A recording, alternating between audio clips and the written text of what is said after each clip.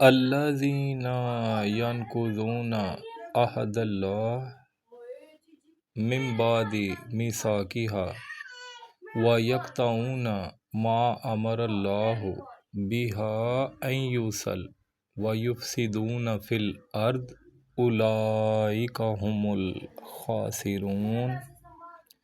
وہ لوگ جو اللہ کے عہد کو پختہ کرنے کے بعد توڑ ڈالتے ہیں اور کاٹتے ہیں اس چیز کو جس کے جوڑنے کا اللہ نے حکم دیا اور زمین میں فساد مچاتے ہیں، وہی لوگ نقصان اٹھانے والے ہیں۔